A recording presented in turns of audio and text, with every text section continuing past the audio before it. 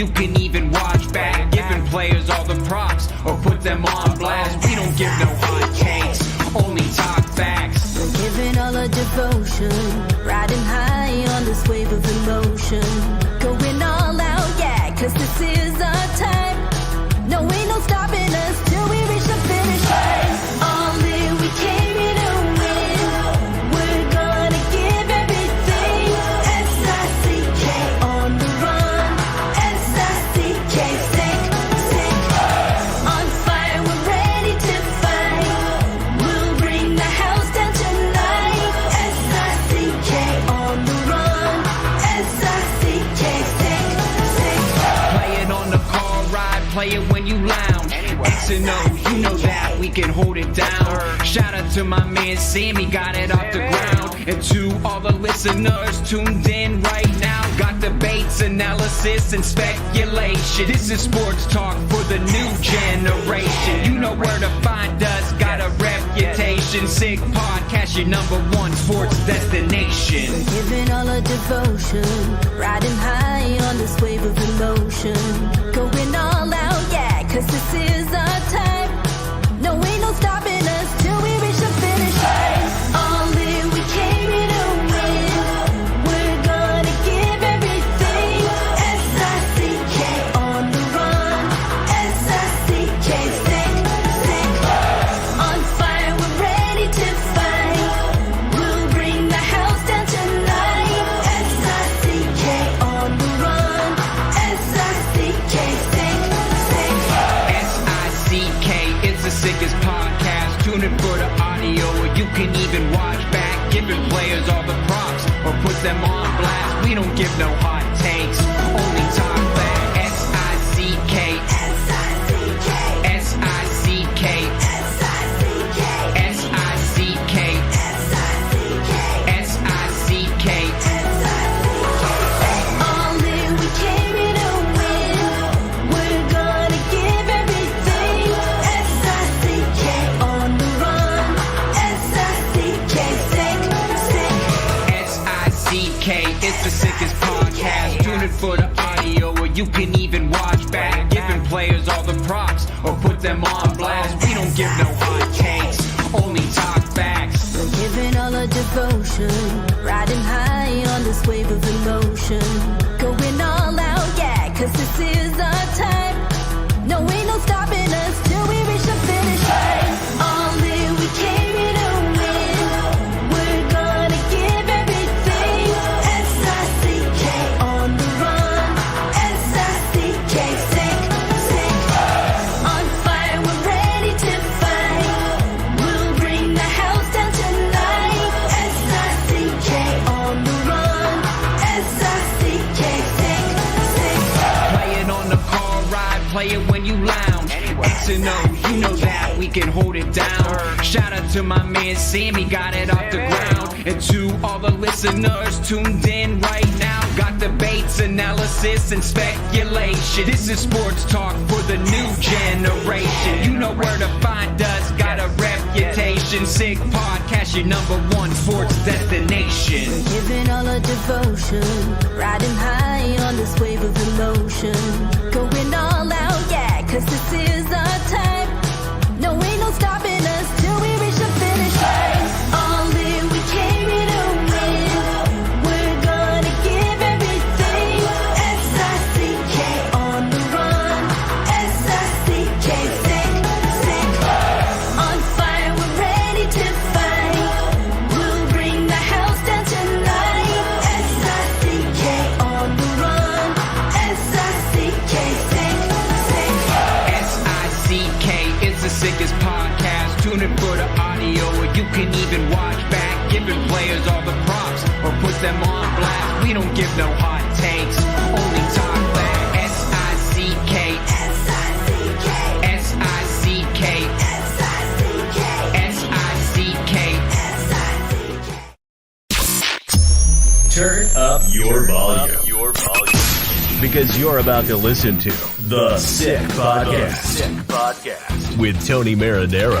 55 seconds left in the penalty, a minute and 27 seconds left in regulation time. Boston 4, Montreal 3. Lafleur coming out rather gingerly on the right side. He gives it into Lemaire, back to Lafleur.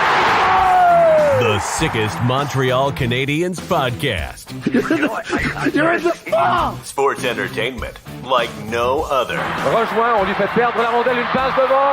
Et c'est le dégagement et ce sera la victoire des Canadiens. Coupe Stanley pour les Canadiens. Le 23e de l'histoire. You found the dogs! John, you found the dogs! He found the dogs! And all together, they worked a young team to the top. And now, a 24th Stanley Cup banner will hang from the rafters of the famous Forum in Montreal. The Canadiens win the Stanley Cup. Brought to you by Energy Transportation Group. Driven to be different. La Vida.tv. Embrace your true nature. And Playground, your premier gaming destination. It's gonna be sick. Marinaro, the Sick Podcast on this Monday, November 27. We are a couple of minutes past 10 p.m. Eastern. And, of course, the Sick Podcast brought to you in part by Energy Transportation Group, brought to you in part by Playground, and brought to you in part by La Vida.tv. We got a good one tonight. Why? Because the Montreal Canadiens have hit the one-quarter mark of their season. That's right. They have played 21 games, the Canadiens have. 21! One quarter of the way in. How are they doing? Have they improved? Yes or no? What do you think of where they are in terms of the power play? Where do you think of where they are in terms of the penalty kill? Where do you think of where they are in terms of goals scored per game, in terms of goals against per game, in terms of getting better individually, in terms of getting better collectively, in terms of playing as a group, in terms of battling adversity, in terms of avoiding slumps, in terms of how far they are from a playoff spot or not, where they are exactly in the rebuild? And the beauty of all this is that, of course, once again, everything is a matter of opinion. You can see a glass half full. You can see a glass half empty. There's a lot of things we can look at. For example, we can take a look at the Montreal Canadiens, who are 3 points less this season than they were 1 year ago, 3 points less. And you could say they're worse, but at the same time, there's a couple of reasons why we could actually say they're better. And we're going to get to that in about a minute or two. Actually, why don't we, for the, is this the first time we're doing a panel with three people and then I add to them and that makes four? I'm not sure. It might be the first time that we're doing it this season. I'm going to introduce them one at a time is what I'm going to do. And let me start with former National Hockey League player. He is a Stanley Cup winner. Philippe Boucher, what's going on? Hi, Phil.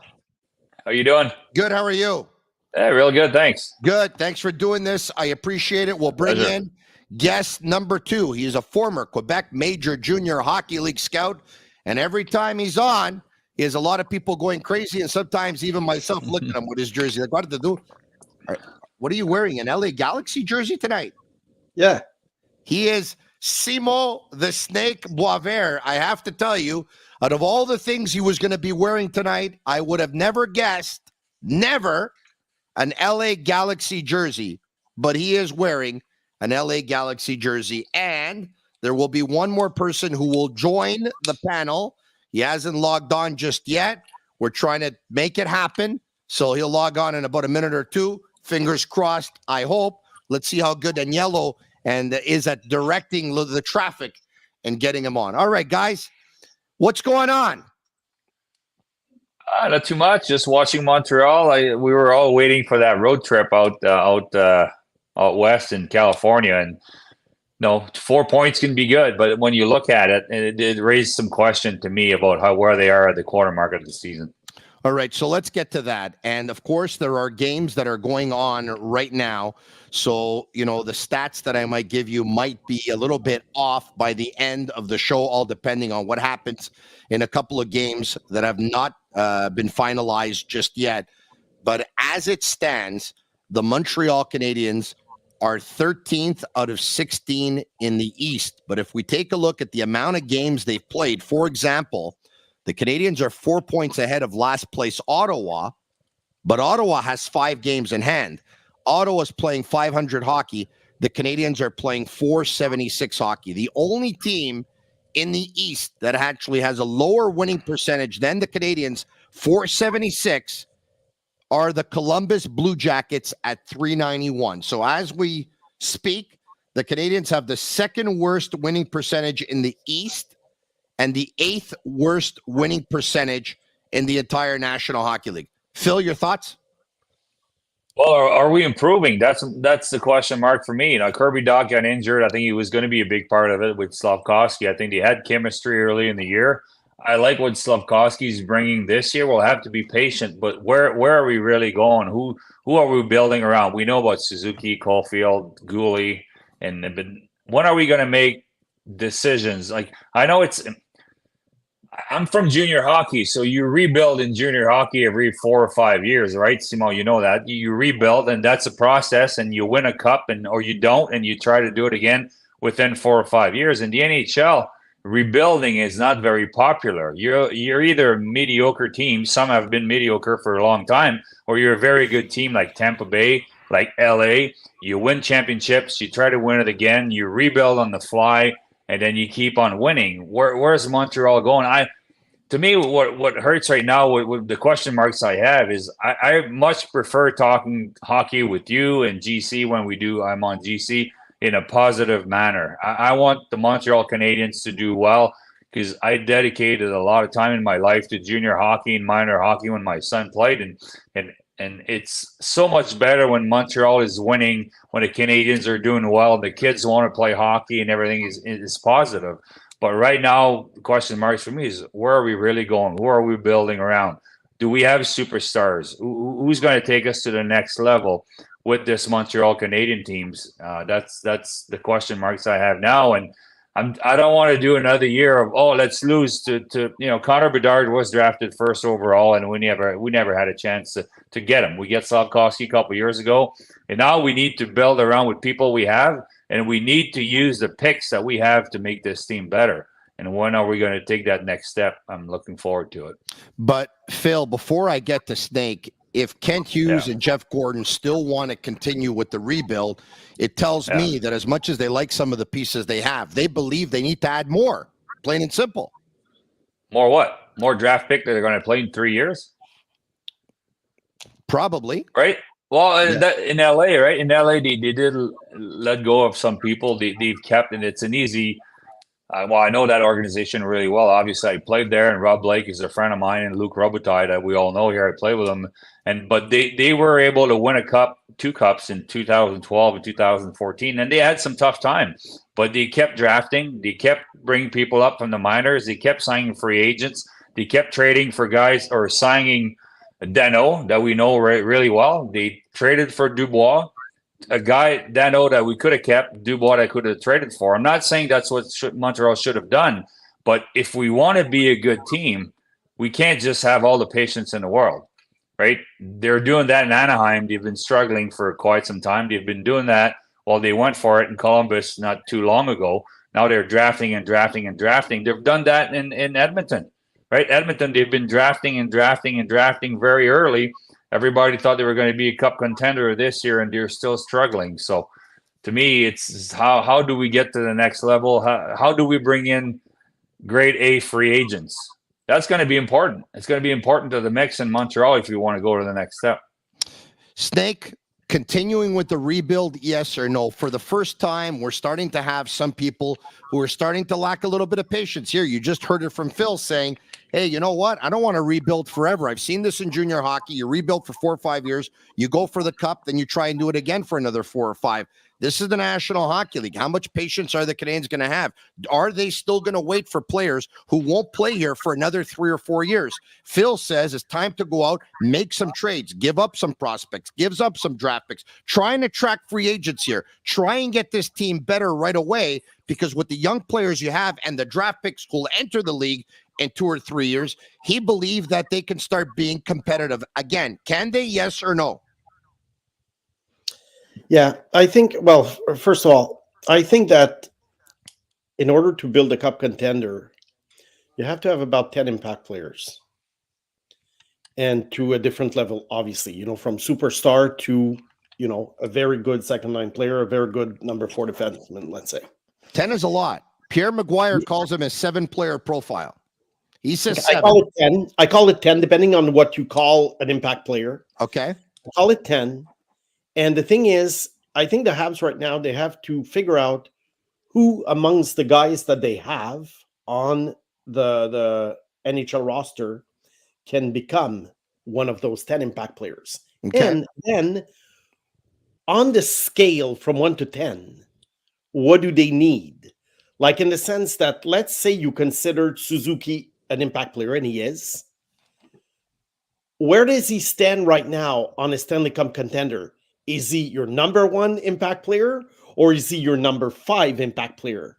And if you consider him the number 5 impact player, then it means that you probably need to get 2, 3, maybe 4 guys in front of him. How do you get these guys?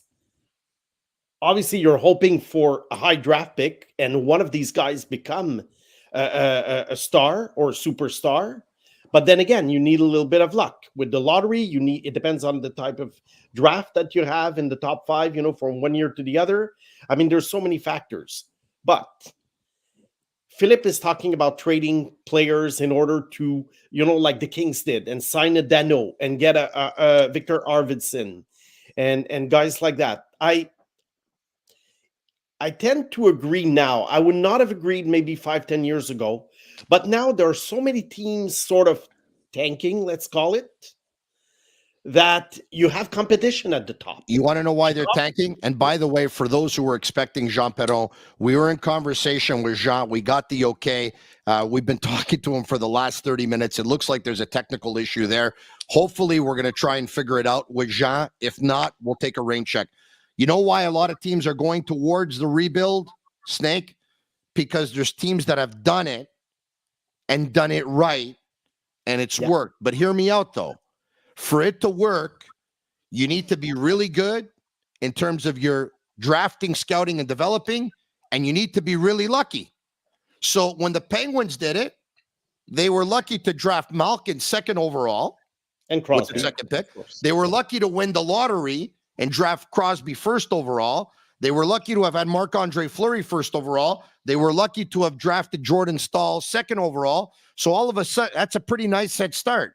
When the Chicago Blackhawks wanted to rebuild, they were lucky to get Patrick Kane at number 1 and Jonathan Taves at number 3. That's a pretty good head start. When the Washington Capitals decided to do it, they were lucky to get Ovechkin at 1 and Backstrom at 4. And when Tampa Bay did it, they were lucky to get Stamkos at 1 and Hedman at 2. And the list goes on and on. Yeah, and that's my point, is that perhaps right now could be the time to look for trades with teams that are rebuilding and willing to let go of very good assets for so-called prospects. You look at the Buffalo trade. I know they were kind of forced. They painted themselves in a corner with the Jack Eichel situation. But my point is, Vegas jumped the gun.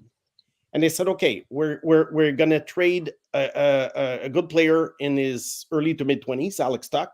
We're going to trade a guy who was highly regarded, prospect, Peyton Krebs, and a number 1 draft pick, which became the 16th overall, I think, Noah Ostlund. Right now, I think it doesn't seem like Vegas gave up that much, considering the impact that Jack Eichel has. So maybe that kind of trade could be interesting. But trading for a 28, 29, 30-year-old player, signing a UFA who's going to make, I don't know, $8 million a year for 7 years at age 30, I don't think is a good way of building a Stanley Cup contender either. I think you have to have a mix of everything, but you also have to go against the flow sometimes. And if everybody's tanking, well, maybe there are bargains to be had out there. Phil? Well, it's just that I'm not saying they should be traded. The thing, I think the plan was done the right way in Montreal. And when you talk about luck, I think Slafkovsky is going to be a good NHL player, to be honest. Let's be patient with him. He's a big body. He's going to be a good player. Give him some time. And when he's a little bit older and better surrounded, it's going to be good. But luck is drafting 1st overall when it's Connor Bedard, when it's Crosby, when it's one of those guys. Montreal ran out of luck on that. It's not going to be a superstar. It's going to be a player that can help them win eventually. But I thought, for me, Kirby Dach was going to be a centerpiece of the rebuild in Montreal. And that's bad luck that they've had. And until Suzuki and Caulfield get challenged as number one center, number one left. Well, to me, he's a right winger, plays left, but whatever. As long as those guys are easily settled in the number 1 and 2 slots offensively, where's Montreal going to go? So Dach could have challenged them. Then if Dach stays healthy, Montreal does well. Monahan might want to stay during the season. I know, Tony, I think you're one of those guys that'd like to see him move for an early pick. Well, I wish Montreal would have had more success so far, that he would consider stay. And then you get not a line of centers like they have in LA with Kopitar, Danault, and Dubois, but you have a strong position there. Then you can add some winger, you can add a free agent, and then you can bring in a D, and then Montreal would start to go somewhere. To me, they were going somewhere until the injury bug hit again. And then it's very hard. Like, who's going to be the number 1 goalie now? That's a problem to me. Identify who you want to move with and trade one guy. If it's Jake Allen you want to trade, you should move him now, because there's a need for goaltenders in the league right now. Do you want to give Montembeault a chance? If you do, give him the net now. Primo's done well. To me, it's just clear signs that we never said we were rebuilding in Montreal. We never really used that word, but we were going young. And now, how do we surround those young players? Who do we go with? Who do we build around? Who do we bring in to help them? That to me was going to be the next step. And with the injury bug again this year, I think like all that is moving in slow motion. I don't think they should trade. Like, there's no way you can get a Jack Eichel in Montreal, because you never get freebies. You never got the gift that Vegas was given for $600 million US, right? No, I'll take this guy, I'll give you a first-round pick, and take that guy, I'll give you another pick, and then they have pockets full of picks. Montreal is doing well in that manner, where they have a lot of picks. They will be able to make some trades. I think it's going to happen more at the draft, free agency in July, and moving forward next year. I hope they're going to improve the team. All right, okay. Snake, I want to bring up the graphic of the goalies after 21 games at the 1/4 mark of the Montreal Canadiens season. Montembeault, 4-3-1, a goals against average of .281, a save percentage of .908. Allen, 3-5-1, a goals against average of .359, a save percentage of .903. Primo, 2-2, a goals against average of .341, a save percentage of .898. Snake, what do the Canadiens do here? Okay, first of all, I think you know how I feel about Primo. I think I want you to repeat it. Yeah, he's an American Hockey League goalie in my book. If they can find a taker for him, I mean, even for a 7th-round pick, that's fantastic. So let's forget about this guy. Jake Allen, contract is maybe a little bit hard to trade right now, but perhaps at the trade deadline, if someone's interested in the goalie, I think they could let him go. I don't think the return would be great, but and Montembeault, I really don't know. I mean, there's one behind him really in the organization. I mean, people are talking about Jacob Fowler playing NCAA, but this guy is way, he's 5 years away. Let's be honest. If he's any good, he's 5 years away. And there's nothing in Laval. So I don't know what to do with the goalie situation. I know. Right now, I know. And I'll tell you why. Because right now the Habs are not a contender. So in a way, who cares who's in net? Correct. Yes and no. Yeah. This is what I tell you. You ready? Yeah. Caden Primo, we've seen some promise despite what you think. You think he's an American Hockey League goaltender? At the end of the day, you might be right. I say this. I say he's still young. They're a rebuilding team. Whether he wins a lot of games right now, it doesn't really matter. But he needs to play. And we don't know how good he's going to be yet. He's nowhere near his prime. And we still don't know what his ceiling is going to be because we have a small sample size. That's what we have. Jake Allen, we know who he is. Not going to get better. He's already reached his ceiling a long time ago. All right? Montembeault, he hasn't reached his ceiling yet. He's not in his prime yet. And he showed some pretty good flashes. Here's what I think. Give away Jake Allen right now. Give him away. He's hard to trade because of his contract. Pay half the contract. Every game that he plays instead of Primo, you're stunting Primo's development. It's fine and dandy to practice here with NHL players all you want and face NHL shots in practice, but you cannot study for the exam every day. Every now and then you have to take the exam. So why don't you at least study all week, and then once a week you write an exam? You can't have that with Primo. 4 games out of 21 he's played. 4 out of 21. So every 5-something games, he's playing a game. It's not enough. Give away Allen. Give him away. You're not going to win the cup with him, and give him away. Pay half the contract if you have to. Phil, am I off my rocker here? But you're in a rebuild. He's the youngest of the 3 goalies. He's the cheapest of the 3 goalies. He's the furthest away from his prime. He hasn't hit his ceiling. He needs to play. We need to see him. Well, I agree almost with everything you said about. Well, I think you said we don't need to win hockey games. Didn't you just say that? I did, or something that sounded like it. To me, you need to play to win the game this year. They're not going to win. I know. I fully agree. with that. Anyway, to me, Montembeault is at the time that you need to know what you got.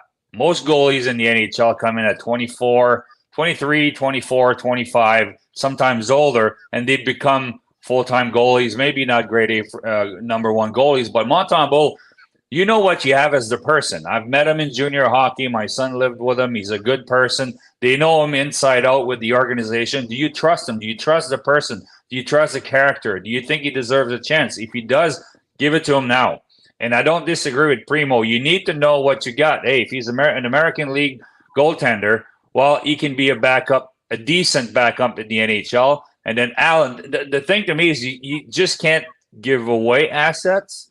There will be a time when Allen can help a team. I wish Allen would win hockey games for Montreal right now and look a little better because he was very good early in the year. But he could help Edmonton. He could help a bunch of teams. He could be a backup for a solid team that's going to go for it. And you need to maximize what you have there in a trade. But I don't disagree with the money. That's different. But what you can get in return. But I would be comfortable with 2 for 1. Montembeault 2 games, Primo 1 game for the rest of the year. The rest of the year, see what you got.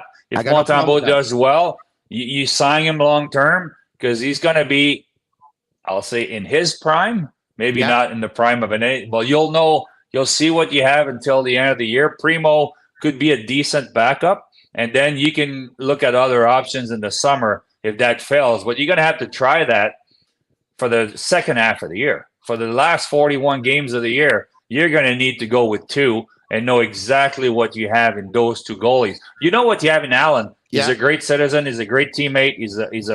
He's everything you want in an older player on a young team. But does he fit in Montreal right now? I'm not too sure.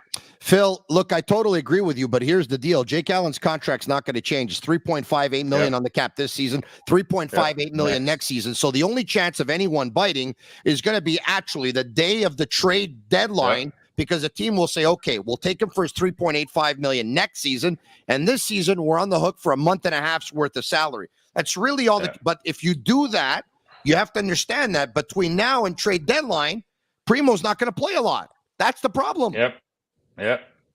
It is a problem because a hockey player needs to play. I don't care what you do in practice. Maybe for a goalie, it's different. You get to see NHL quality shots in practice, and you can simulate situations 2-on-1s and power plays, one-timers or whatever. But a player needs to play, whether you're a D or a forward. You need to see the ice, and as same goes for both. Montembeault, you need to know if he can be a number 1 at this time in his career, and I think Primo, you need to know if he can be a backup because you know what.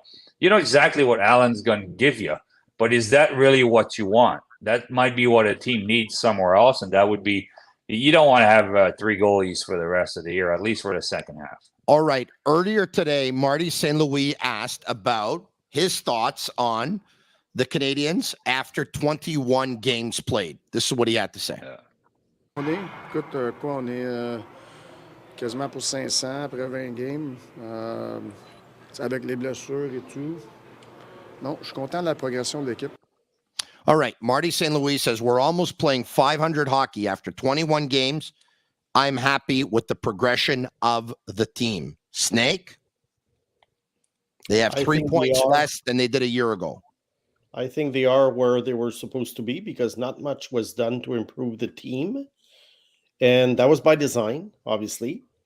They made the New Hook trade, which I think is in line with what I was saying a little bit earlier, that you try and get young players that other teams have given up on, not get 30-year-old veterans necessarily. However, I think what you have to look at is how the future core or potential core has progressed. The guys like Suzuki, Caulfield, Slavkovsky, Caden Gooley, and then you have to think, where are they going to be?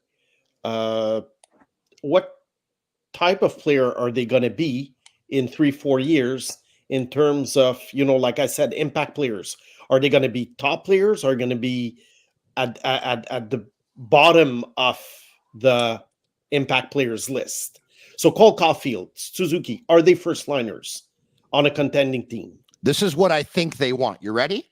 Yeah. Suzuki to be a 1B, Dach to be a 1B. So if neither of them are going to be a 1A, if you have two 1Bs, it's almost better than a 1 and a 2. You get my drift? So Suzuki to be a 1B, Dach to be a 1B, Cole Caulfield to be a 40-plus goal scorer, and Slavkovsky to be a first-line player, good two-way, 200-foot player who can score you 30 goals and pick up 60-plus points.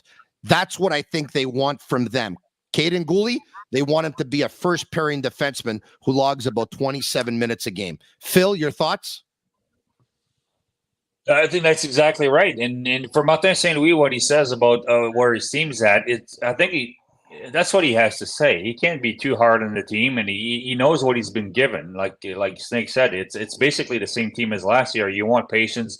They got the injury bug again this year, and I'm getting in trouble. I'm not too used to that. I'm getting in trouble right now on social media because something I said on GC today about, I don't know if you read it, Tony, but about Chantal and Martin being the biggest stars on the team. And as long as they're the biggest stars on the team, they're going to struggle winning hockey games. That's, with all due respect, I've known Chantal forever. Yeah. She's done everything in hockey but winning a ring, and we wish she's going to get it. And Martin, I've had the utmost respect for him, what he's done as a player, as a human being, and what he's done behind the bench. But it's a fact that in other organizations, they do have superstars. Other organizations, they do have more depth. And so when I listen to Martin saying, well, I'm okay with where we are, I have to agree with him. And I think he's waiting for the next step. That's what he's been probably told. Listen, we're going to give Kirby Dach a chance. Is he going to be that 1B center that pushes Suzuki? That was the plan. Is Slavkovsky going to become his sidekick like Caulfield should be the sidekick of Suzuki? That was the plan. Gooley getting a lot of ice time with Savard. That was the plan. Gooley's doing well, but they're all missing Savard on the back end. So the team is not progressing as much as Martin would like, I think. And that's because of injuries and other things. And New Hook is a good acquisition, but they'll just need some help. They'll need some support, and the star power of this team might come with Hudson and other young guys that they have in the organization that they're going to draft. But I think, to me, free agency, Martin St. Louis is going to be asking for players sooner or later. Come July 1st, this summer, or next summer, he came here to win. Of course. Chantal left the media to be on a hockey team and to celebrate a Stanley Cup in Montreal. And we're all hoping we can be talking about that too in Montreal. How far down the road, I don't know, but they'll need some marquee players to do that. And there's some in the organization that will become that. Yeah. Hey, we've compared Suzuki to Bergeron for a long, long time. Well, that's a big step to be as good as Bergeron, but we'll look at what's happening in Boston. Bergeron is an incredible player. He leaves the team. He's leaving behind his leadership and his good habits and the culture, but the team is doing well because they had other players behind them that can take up the slack. So who's going to be picking up the slack in Montreal? Who's going to be challenging the top guys to make this team a winning team? That's the question I'm having, and I've been asking myself and searching for, and that's probably what the GMs and what they're going to do. Who's going to be helping us to get to the next step? I'm still not sure that there's going to be enough guys to pick up the slack for Bergeron without not being there in the playoffs, though, Phil. But I can't wait. By the way, Phil and I work television, of course, like you know, and we work radio. We don't choose the headlines, folks? We don't choose the headlines, all right? Taking it on the chin right now. Yeah, we say certain things, and sometimes some of the headlines come out, and we're like, oh man, that's gonna get a reaction, and that's what people choosing the headlines are supposed to do, right? So if they get a reaction, they're doing their job pretty well. All right, okay. So now, just listen to the interview though. That was pretty much what I just said here. They're two respected people. They're loved by everyone. They're loved by the fans. But as far as I'm concerned, not too many people are buying tickets to see somebody coach. As much as I like Martin, he's very entertaining for us. And I think he's the right person to lead this team to the next championship. Yeah. He's going to need some help on his bench. All right. Okay. Now, before we get to that, Marty St. Louis was asked by Eric Engels, who's a regular collaborator, usually on Mondays. I believe he's going to join us tomorrow, by the way. He was asked about the process. Let's hear Marty on the process. I feel like we're staying the course. And it's like, it's funny, like you get better at something and then you slip somewhere else. It's constantly like trying to improve. And you have to be careful and that you're very specific, like this is what we're going to work on today. And I feel we've done a good job at that. And I feel our team is a better team than we were 20 games ago. And that's the goal, and it's to keep improving at everything. Is any part of that evaluation take into account that you're like the third youngest team in the league, or do you push that aside and say it doesn't matter, we're in a process of trying to get better every day? Yeah, I mean, no matter what, I think that's the goal. Whether you're young, old, you have to evolve as players and you have to evolve as team, and that's what we're doing.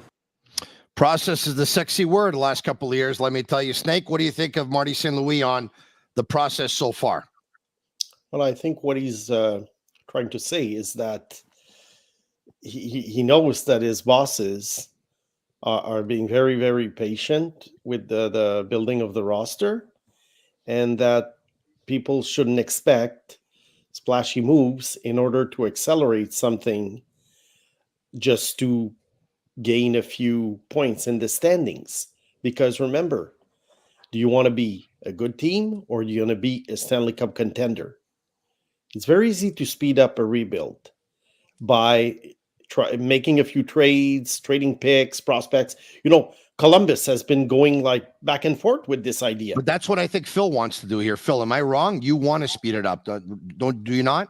No, you got to wait for the right time. Like you look at Ottawa, they've had some veteran players. They're still struggling right now. We'll wait to see what they're going to do there. But there's like in Buffalo, they're one of the youngest teams, just like even par with Montreal almost. They got Alex Tuck next year, but you need to bring in some people to help them get to that next level. And some of the top contenders, Toronto and Edmonton, have done it, and they're really missed their chance right now. You look at a team like Detroit; they've drafted well, but they brought in a lot of veteran over the summer, over the last 2 years, Perron and a bunch of other guys, Chariot, and they're trying to get to that next step because those are the guys you're going to have to be battling with: the Detroit, the Buffalo, the Ottawa, and it's at the right time. You can't be chasing a player. Would Dubois have been a good player in Montreal? I think so. Was it the right time? I'm not sure, but timing will be there sooner or later within the next 48 months or so, 3 years, to bring in somebody to help that group. You can't just wait for your guys to all come up from the minors and all grow up together. Like you said, it happened in Pittsburgh. I was there, right? I was there in Pittsburgh, but Malkin, Crosby, first and second overall picks. Then you got Dupree, and then you got Fleury, first overall. Then you got Talbot, and those guys growing up in the organization. But it took Kunitz and Bill Guerin and a few other guys, Al Gill, to bring in that group together to win it.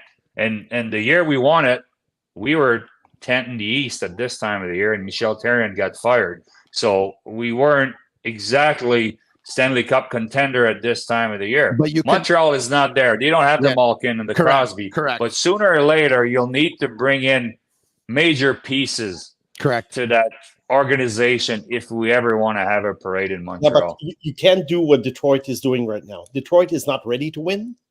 No. Although, but right now they're loading the roster with veteran players that they signed to 3, 4, 5-year contracts, and they're nowhere near ready. I mean, I don't like it either. They're going to be in no man's land for a long time. Listen, I understand what they're trying to do, but yeah, they're heading for no man's land. They could be a good team, a decent team, but I think that ship has sailed in terms of Detroit being a contender one day because of what they're doing right now. Obviously, they had a little bit of bad luck with the lottery and stuff. We talked about it. I understand. But I think I saw the signings in Detroit last year, Chirot and Perron, and I'm like, those are signings you make when you're about to win the cup. Take players that we know really well in Montreal. Toffoli, he's doing well in New Jersey, but he wouldn't really help Montreal. It was the right thing to move him. But now you have Monahan.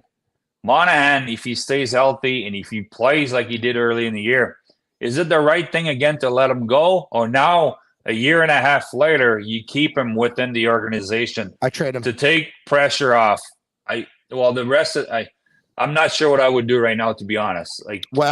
Right now it's easy to say. It depends what the offers are going to be. Yeah. And then it depends what we look like at the trade deadline and the other options. I think if you let him go, you got to bring in maybe another center, another younger player, NHL-ready player. Because, I've seen Laval play quite a bit. There's not a ton of players in Laval that are going to be ready. There's 1 or 2 rookies per season that fits into a lineup. Sometimes there's none.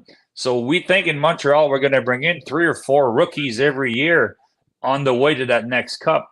To me, it's not going to happen. All right, you guys talked about Monahan. I agree with you, Phil. My only issue with what Detroit is doing is that they give expensive long-term contracts to these guys. I think if you're going to adopt your strategy, you have to go on short-term. Like they re-signed Monahan for a year, $2 million. Yeah. I think this is fine.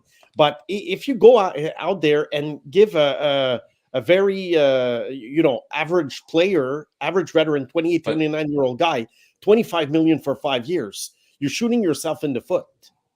Let's stay with Monahan here. I would not give Monahan $6 million a year. I'm hoping right now with a decent season and the injury bug maybe being past him, but that you never know. That he would be happy here, that he would want to be around the young players and grow with them at a decent salary. I wouldn't be throwing all the money in the world. I wouldn't do that for anybody if I was Montreal right now, other than a young player that can help you on the long run, like they did in. I wish they would have entertained Dubois a little bit more. Maybe they have. Like Dubois would have been a perfect fit to me in a year or two. Phil, they wanted Caden Gooley or Kirby Dach. I'm not doing that. Wasn't doing it again. I'm not. No, I know exactly. I wouldn't do that either. No, I would not have done that either. No. Okay, so now Monahan. I'll tell you this. I'm Kent Hughes. You want to know why I'm calling Monahan's agent? Right now, he has 0 points in his last 6 games. Got 1 point in his last 8. I'm calling him now. And I'm lowballing him. We're saying the same thing in a different way. That's exactly what I would do. I'm lowballing him. Yeah. Does he want 4 years, 16? I give him 4 years, 16. I don't want to give him more than that. I want to lowball him. I know he's worth more than that, but I want to lowball him. The guy can play 20 minutes a night, power play, PK. And he's not complaining about anything, right? Doesn't have to be in the first line. You put him out there. I'm sure Martin likes him a lot. I'm sure I would think Martin would push for him a little bit. There's guys that can fit in with anyone. And as the older the young players are going to get, the more free agents you're going to be bringing in, the deeper team you're going to be, the better player he's going to be. And that's you're going to be looking for a player like him in 3 years to win. But what's the price? That's the big question. All right, Marty St. Louis asked in regards to goals he's getting from his defensemen. This is what he had to say. C'est dur à attaquer si tes défenseurs sont pas impliqués. Fait que tu sais, on essaie de les impliquer le plus qu'on peut, toujours en gérant le risque qu'on prend.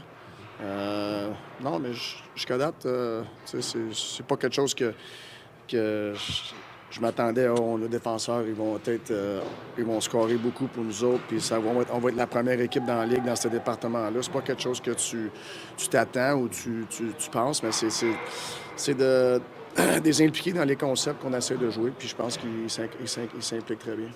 Philippe Boucher, I think, would have been a pretty good player for Marty St. Louis and the type of hockey they play. He says we try and get them involved in the rush and in the attack as much as we can. You're not going to have a very good offense if you don't engage the defense. We try and get them up to speed and involved and up to date and up to par with all the concepts that we have, all at the same time trying to manage the risk that comes in with it.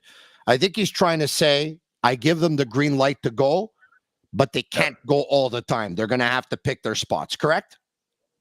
I would have loved to play for him, and Stefan Robidas does a hell of a job. Stefan was a pretty active defenseman, not the biggest player or the biggest stats around, but he was always involved in the play, always never doing anything halfway. He would go hard on offense, hard on defense. That's the way he want to play. And to me, it's one of the biggest surprise this year that Montreal can score that many goals, to be honest. If you would have told me, are they going to be first in the league in goal scoring by defensemen or last in the league at this time of the year, I think I would have said last. But that's one thing they want to do. They let them go. They give them freedom. And Madison is doing really well offensively. I think he's being asked too much defensively. Yeah. The loss of Savard hurts him. He's playing too many minutes, but offensively he's done a really, really good job. And Justin Barron, I had doubts if Justin Barron could be an NHL defenseman this year. And through injuries, he's found his ways. And the same thing, offensively, he's doing really well. Kovacevic is doing well. He's got 3 goals this year. I never saw that coming. Let's bring up we know he was going to play some solid minutes, but it's, to me, Barron is a plus offensively. Madison is a plus offensively, and the freedom to go in the system is what really helps. All right, here the stats are up right now. Mike Matheson has 5 goals. Justin Barron's got 4. Kovacevic has 3. He was coming off his worst game of the season, by the way, in LA, where he was a -3. Caden Gooley has 2. Jacky has 1. Gustav Lindstrom has 1. And, of course, Jaden Struble, who's played only 3 games, does not have a goal yet. Neither does Jordan Harris, who's played 16, and neither does David Savard, who's played 5. Guys, in terms of the young defensemen on the Canadiens, and you can only have so many going forward, and we know the Canadiens expect a couple of other young defensemen to be up with the big team in a couple of years from now, and we know who they are, of course. Out of those, let's put back up the list, okay? Logan Mailloux is one of the guys I was talking about, and Lane Hutchins another one of the guys I was talking about, of course. Out of the defensemen that are up on this list, the defensemen who played for the Canadiens this year, if there's a young defenseman who's lost points or is losing points, Snake, who is it? I would say Jordan Harris. Because I think Jordan Harris is proving right now that he's an NHL player, but there's no offense in his game to the table. Yeah. So what do you do with this guy? Do you keep him as a third pairing guy forever? Or do you let him go and try and get someone with more upside? Because right now, I think he's reached a plateau. And like I say, it doesn't bring much to the table. So I would say Jordan Harris. Phil, I want to keep the list up so people can actually visualize what we're talking about, okay? Jacky's hurt, and it looks like he's going to be out for a while. Jaden Struble's played 3 games. In Phil Boucher's world, in your world, is there room on the blue line for both Jacky and Struble? I think they're both very capable NHL players. Jacky, I like him. The thing is, who's going to stay on this team going forward with Mailloux and Reinbacher and other guys coming up and maybe potential free agents coming in? It's who you can fit with. Who's going to be Gooley's partner? Who can grab that chair and say, oh, I'm going to play the next 3 or 4 years, 4, 5, 6 years. We're going to be winning together. Jordan Harris might be falling out of favor. To try to answer your question, I really like what Jacky brings to the team. He seems to be a really good fit in the locker room if he can stay healthy. He's tough as nails. There's a part of that's needed and still in the NHL. Offensively, he's better than people think. To me, for him to really stay and to be a top 5, 6, or maybe a top 4, defenseman in the NHL, he's going to have to cut down on little mistakes on the defensive end because he's going to have to play against top-end players, but he's still a very young player. So I think Struble can play. Struble has the physical capabilities. He played in college, and he's very strong, and he shows me that he can play at the NHL level. But some of these guys are going to have to be moved, which is going to be good. In Nashville, they've drafted defensemen forever, first round after first round, second round, and they've been able to trade those players for other assets. Anaheim is doing the same. They have tons of defensemen in their farm system. I think Montreal eventually is going to have to move some of those pieces to acquire players to be an add-on to a trade. I think Jack Eye is going to be in Montreal for a long time. And you know what? If they can play together somehow as a fifth and sixth defenseman, that means maybe the Barons won't be around, the Kovacevic won't be around. But that would be a big pair of defensemen that, when Montreal went to the final, we weren't able to sit in the stands, but they had a big group of defensemen with Weber and Charrett and those guys. And who knows, maybe they'll be able to play together. Snake, Phil asked a question that I'm going to answer, but I'm going to throw to you. He says, who's going to be alongside Matheson in a couple of years? Who's going to be on the top pairs? I'm going to tell you what I think that the Canadiens would want. I don't know if it's going to happen, but in the Canadiens' ideal world, 2 years from today, I'm going to give it 2 years. It might even happen earlier, but I think what the Canadiens would want is 2 years from today, your right-handed defenseman on the top two pairings are Reinbacher and Mailloux.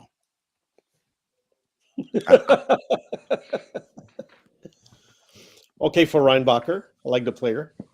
Mailloux, like I said, best case scenario, best case scenario, he's a third pairing guy.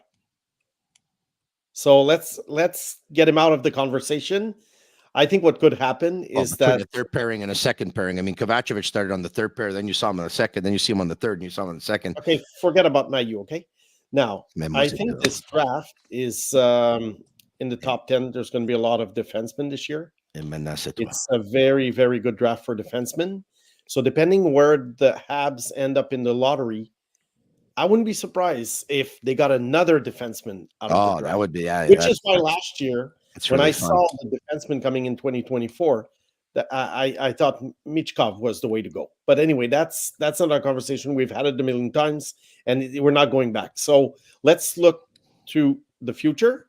And I wouldn't be surprised if the Habs got another defenseman and started collecting them the way Philippe was saying Nashville did. And then at some point, Nashville was able to pull the trade for Seth Jones. I don't think it was a good trade because I'm not a fan of Johansson. But the point is, they were able to trade from a position of power in order to fill up some holes that they have, some gaps. You guys are really good. You guys are what the Habs could do. If the Habs get a guy, I'm just naming one name. I'm not saying he's the best guy, but it's one on the top of my head. Sam Dickinson, London Knights. He's a very, very complete defenseman. Not saying he's going to win the Norris. Not saying he's going to score 70 points, but he's a very, very complete defenseman who's going to be NHL ready very soon. I think one more year in London and he's ready. And so you see, let's say you have a guy like this, Dickinson, you have Reinbacher, you have Goulet. Wow. Now you have a great top three. Okay. I'm going to say something you guys are going to hate hearing, but I'm going to say it anyway. You ready? Take a lot of the veteran players and try and trade them as soon as possible. Weaken the team again. You already have an out. Kirby Dach's out for the rest of the season. Savard is still out. Right now, Harvey Bernard's got an injury. Jack Guy's got an injury. You're going to have more injuries. You're playing 476 hockey right now. It's second worst in the East. It's eighth worst in the NHL. Your power play has gone scoreless in your last 6 games.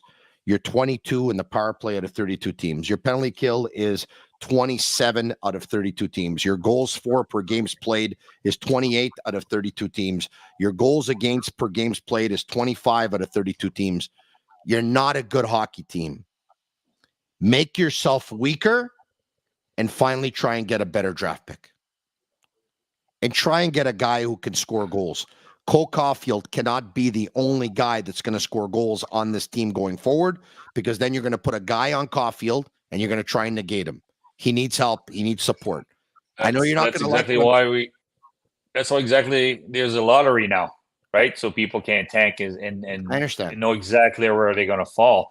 I don't disagree where Allen could have helped a team, but he's not playing that much right now.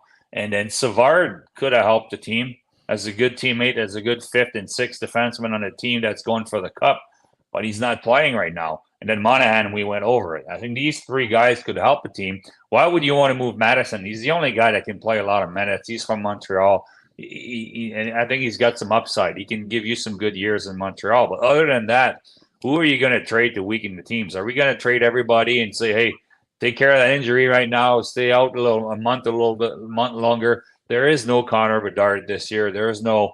Obviously, a lot of teams were tanking last year because of that, or trying to. Yeah. Without saying it, but how? To me, like I think Martin Saint-Louis wants healthy bodies on the ice. He wants to do everything to win hockey games. So how do you build a culture if for more than 1 year losing is okay? Well, Chicago's doing it. To me. Wow. Yeah. You know, I mean, what are the options? That's my point. But hold on a second. Didn't Marc Bergevin say that the beauty of Shea Weber, what he brought to the locker room, that by the time he was going to leave the Canadiens, the culture of the team was not going to skip a beat, the culture of the organization, because of what he brought. Didn't he say that? Mm-hmm. And now we're trying to fix the culture again? What happened? A lot of things happen.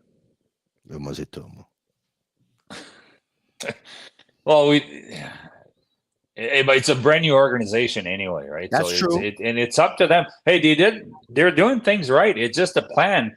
You need players to stay healthy. You need players on the ice. You need them to get better. You need them to score goals, win hockey games, lose games, block shots, pay the price, grow together. But right now, we're not doing that. There's no consistency. There's too many injuries. Who are we really building around?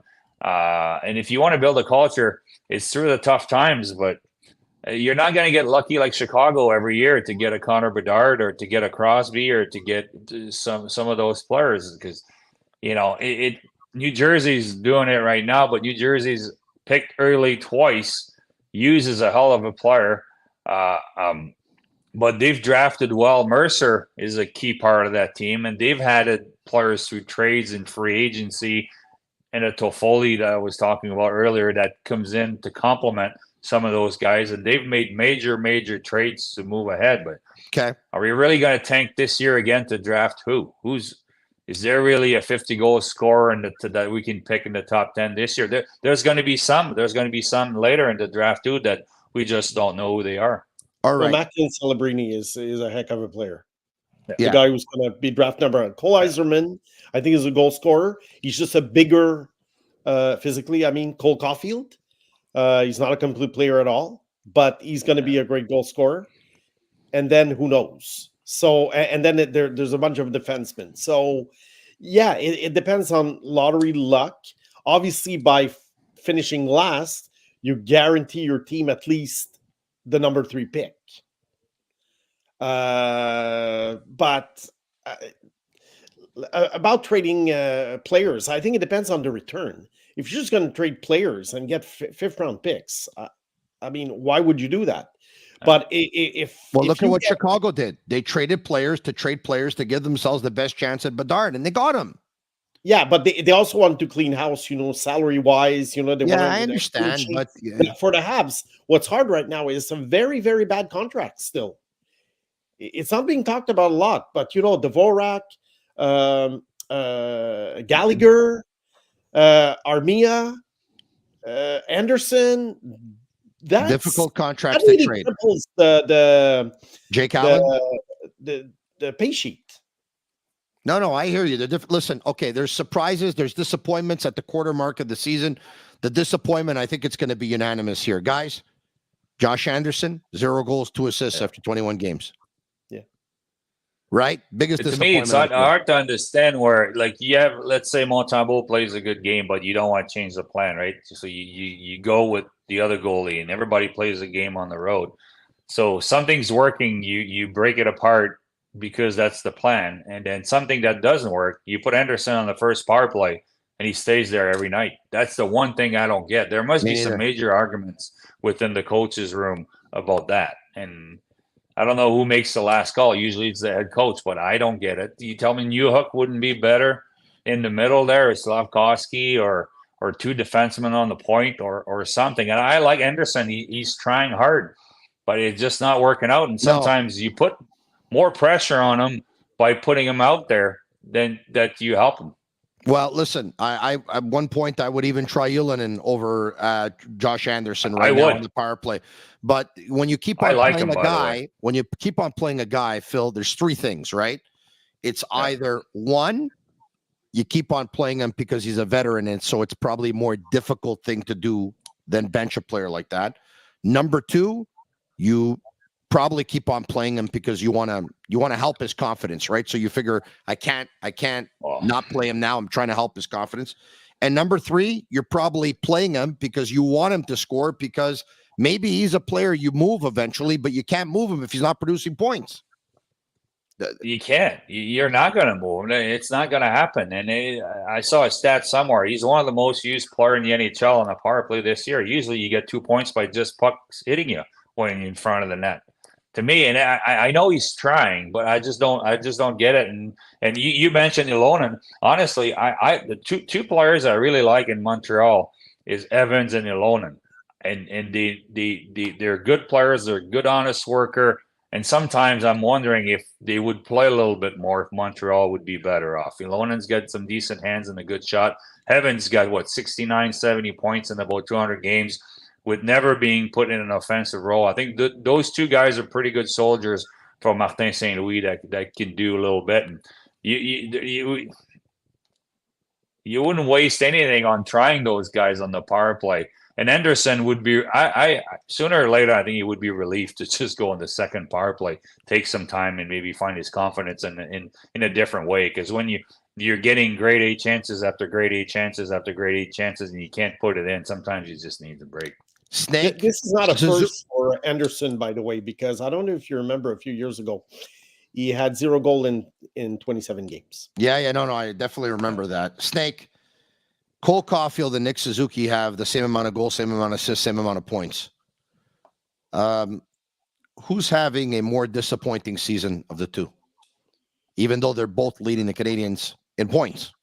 Well, you mean depending on the expectations, or depending on where they should be right now after a few seasons? Depending on their game and where you thought they would be. Because to me, it doesn't surprise me. I never saw Suzuki as a guy who can be like a top player for like 82 games. I think he disappears quite a bit for many games. I don't think he's the hardest worker over the span of 82 games. Cole Caulfield, he is who he is. He's a power play specialist. He's a 3-on-3 specialist. But is he necessarily a top line dominant player? No, I think he's a goal scorer. So far he hasn't scored a lot.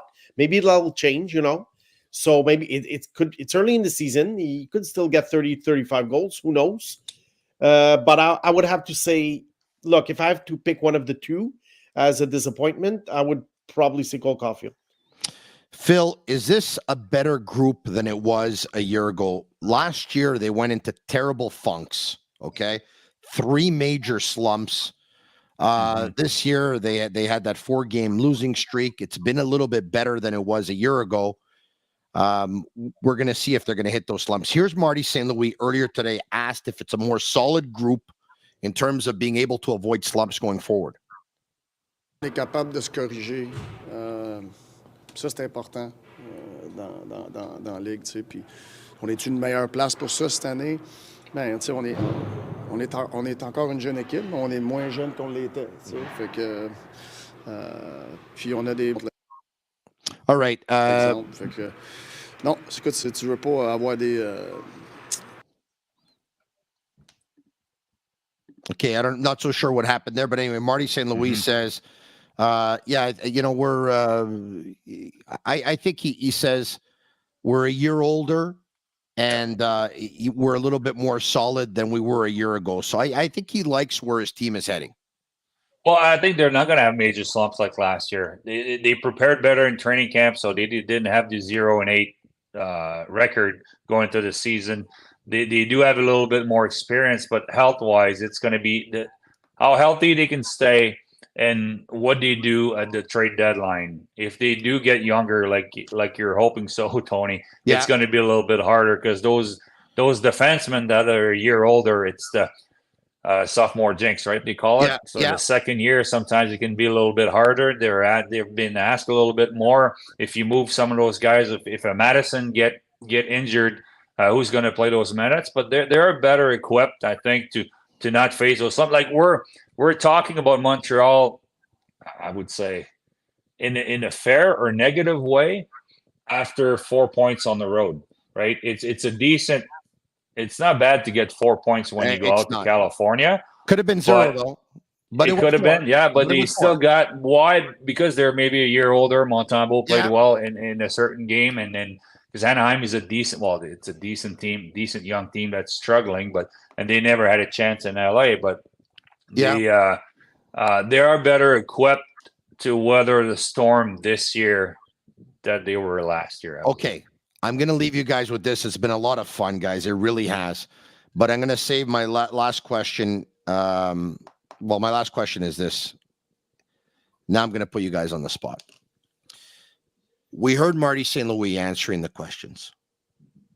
He thinks the group is better. They're a year older. It's still a process, but they're learning the concepts, all that stuff. Guys, we got to be honest with each other, right?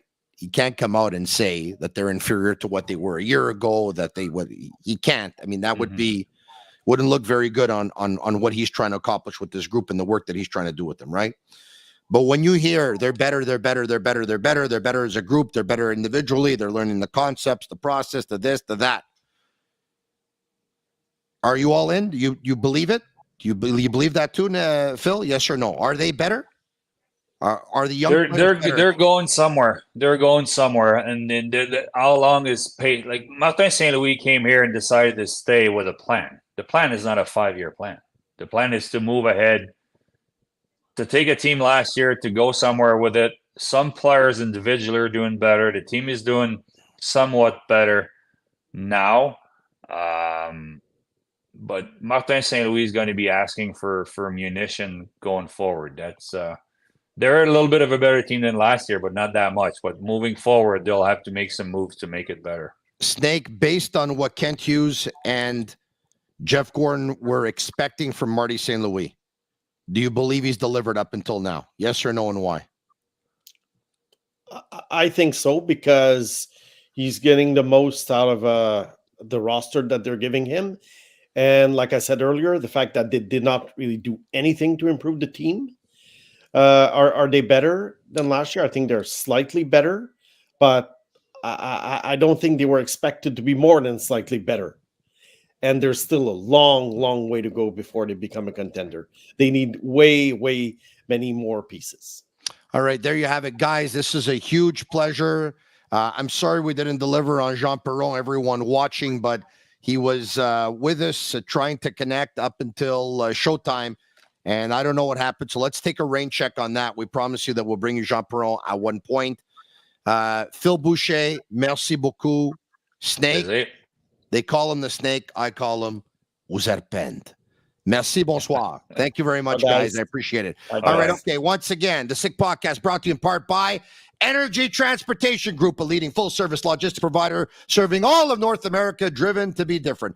Also brought to you in part by Playground, over 600 machines, poker tournaments, Playground, casino games, daily promotions, unmatched customer service. Why go anywhere else? Located just over the Mercier Bridge, only minutes from downtown Montreal, and La Bitte TB, brewed in Quebec, a winner of a dozen international awards. La Bitte TB offers quality microbrewery beers made with premium ingredients for everyone's taste. La Bitte TB, embrace your true nature. For everyone watching tonight, thank you very much. Like and share with your friends. Comment Sick, S-I-C-K, S-I-C-K. And if you can, leave us a 5-star review on Apple if you're going to be listening at some point. For Agnello, Sammy, Juliana, and Master Control, they're Cavallaro. I'm Marinaro. Tomorrow night, same time, same place. Have a good night. And that's a wrap. Hope you don't miss us too much until next time. Follow the Sick Podcast with Tony Marinaro on YouTube, Instagram, Facebook, Google Play, and Apple Podcasts. The Sick Podcast is brought to you by Energy Transportation Group, driven to be different. La Vida TB, embrace your true nature. And Playground, your premier gaming destination.